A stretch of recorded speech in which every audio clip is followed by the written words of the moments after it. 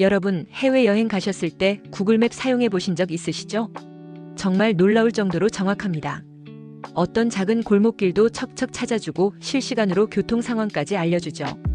그런데 한국에 돌아와서 똑같은 구글맵을 쓰면 어떤가요? 왜 이렇게 부정확하지? 하고 당황하신 경험이 있으실 겁니다. 사실 이건 우연이 아닙니다. 우리나라에는 아주 특별한 법이 있어서 구글이나 애플 같은 외국 기업들이 한국의 정확한 지도 데이터를 가져갈 수 없도록 막고 있거든요. 그래서 해외에서는 그렇게 똑똑하던 구글맵이 한국에서는 제 실력을 발휘하지 못하는 겁니다. 그런데 최근 이 지도 문제가 한국과 미국 사이의 경제 외교 무대에서 뜨거운 감자로 떠올랐습니다. 미국이 한미 관세 협상에서 한국의 고정밀 지도 데이터를 우리도 쓸 수 있게 해달라고 요청한 것이죠. 작은 지도 하나가 어떻게 두 나라 사이의 경제 협상 카드가 될 수 있을까요? 그리고 이 문제가 우리 생활에는 어떤 영향을 미칠까요? 오늘은 이 흥미로운 이야기를 차근차근 풀어보겠습니다. 먼저 왜 한국이 지도 데이터를 그렇게 꽁꽁 숨기고 있는지부터 알아보겠습니다. 우리나라는 2001년부터 공간정보관리법이라는 법을 통해 고정밀 지도 데이터의 해외 반출을 엄격히 제한해왔습니다. 이는 단순한 보호주의가 아니라 국가 안보와 직결된 문제이기 때문입니다. 고정밀 지도 데이터라는 것은 단순히 도로와 건물 위치만 보여주는 게 아닙니다. 군사시설의 정확한 위치, 주요 인프라의 세부 구조, 심지어 지하시설의 정보까지 포함되어 있죠. 이런 정보가 외국으로 나가면 안보상 큰 위험이 될 수 있습니다. 특히 우리나라는 아직도 휴전 상태에 있는 분단 국가입니다. 북한과 대치하고 있는 상황에서 정밀한 지도 정보가 외부로 유출되는 것은 매우 민감한 문제일 수밖에 없죠. 그래서 지금까지 구글맵이나 애플맵 같은 외국 서비스들은 한국에서는 제대로 된 내비게이션 기능을 제공하지 못하고 있습니다. 대신 우리는 네이버맵, 카카오맵, 티맵 같은 국내 서비스를 주로 사용하고 있죠. 그런데 최근 상황이 변했습니다. 미국이 한미 관세 협상에서 이 지도 반출 허용을 공식적으로 요청한 겁니다. 현재 한국은 미국에 수출하는 제품들에 대해 관세 부담을 줄이고 싶어 합니다. 특히 반도체, 자동차, 화학 제품 등 우리의 주력 수출 품목들이 미국 시장에서 더 유리한 조건으로 경쟁할 수 있기를 원하죠. 하지만 미국은 그냥 관세를 내려주지는 않겠다는 입장입니다. 대신 한국도 우리에게 뭔가 줘야 하지 않겠냐고 맞받아치고 있어요. 그중 하나가 바로 고정밀 지도 데이터의 반출 허용입니다. 이는 사실 비관세 장벽 완화라는 국제무역의 큰 흐름과도 맞닿아 있습니다.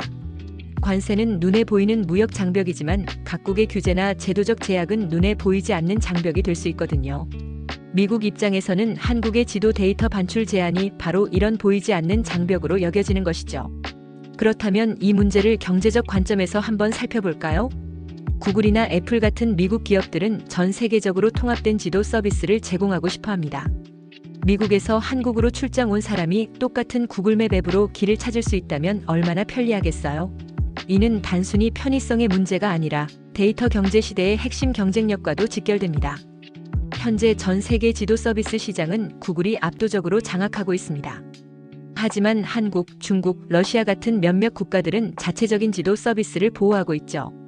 미국 입장에서는 이런 데이터 주권을 내세운 보호 정책들이 자국 기업들의 글로벌 확장을 가로막는 걸림돌로 보일 수 있습니다. 하지만 여기서 흥미로운 질문이 하나 떠오릅니다. 과연 이것이 단순한 경제 논리로만 해결될 수 있는 문제일까요? 한국 정부가 지금까지 이 문제에 대해 신중한 입장을 견지해온 이유는 분명합니다. 안보는 돈으로 바꿀 수 없는 가치이기 때문이죠. 하지만 동시에 경제적 실익도 무시할 수 없는 것이 현실입니다. 이 문제는 사실 디지털 주권이라는 21세기의 새로운 개념과 깊이 연결되어 있습니다. 디지털 주권이란 각국이 자국의 디지털 데이터와 정보를 스스로 통제할 권리를 의미합니다.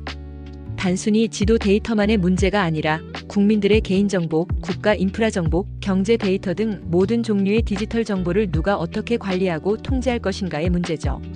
유럽연합이 GDPR을 만들어 미국 빅테크 기업들을 규제하고 있는 것도, 중국이 자국의 인터넷을 철저히 통제하고 있는 것도 모두 이런 디지털 주권 확보 차원에서 이해할 수 있습니다.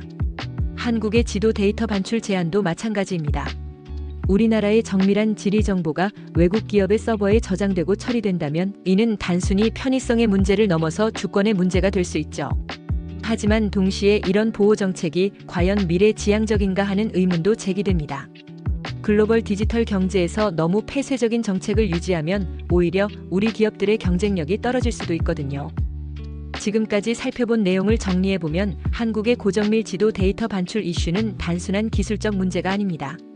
이는 국가 안보, 경제적 실익, 디지털 주권, 그리고 미래 전략이 모두 얽혀있는 복합적인 문제입니다.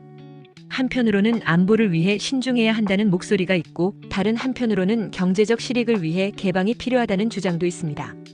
특히 이번 미국의 요청은 한국 정부에게 어려운 선택을 강요하고 있습니다. 관세 혜택이라는 당장의 경제적 이익을 위해 오랫동안 지켜온 안보 원칙을 양보할 것인가, 아니면 경제적 손실을 감수하더라도 기존 정책을 유지할 것인가 말이죠. 하지만 이 문제를 단순히 양자택일의 관점에서만 바라볼 필요는 없을 것 같습니다. 기술의 발전으로 민감한 정보는 제외하고 일반적인 정보만 선별적으로 제공하는 방법도 있을 수 있고, 단계적으로 개방 수준을 조정하는 방법도 있을 수 있죠. 그렇다면 여러분은 어떻게 생각하시나요? 한국이 경제적 실익을 위해 지도 데이터 반출을 허용해야 할까요? 아니면 안보를 위해 현재의 제한 정책을 유지해야 할까요? 오늘 우리가 살펴본 지도 데이터 반출 이슈는 앞으로 한국이 맞이할 많은 디지털 시대의 딜레마를 미리 보여주는 사례인 것 같습니다. 기술이 발전하고 세상이 더욱 연결될수록 우리는 개방과 보호, 협력과 경쟁 사이에서 더 정교한 균형을 찾아야 할 것입니다. 작은 지도 하나가 이렇게 큰 국가적 이슈가 될 수 있다는 것, 그리고 이것이 우리 모두의 일상과도 직결되어 있다는 것을 생각해보면 정말 흥미로운 시대에 살고 있다는 생각이 듭니다. 여러분의 생각은 어떠신가요? 댓글로 의견을 남겨주시면 다음 영상에서 함께 살펴보겠습니다. 오늘 영상이 도움이 되셨다면 구독과 좋아요 부탁드리고 다음에도 더 흥미로운 주제로 찾아뵙겠습니다. 감사합니다.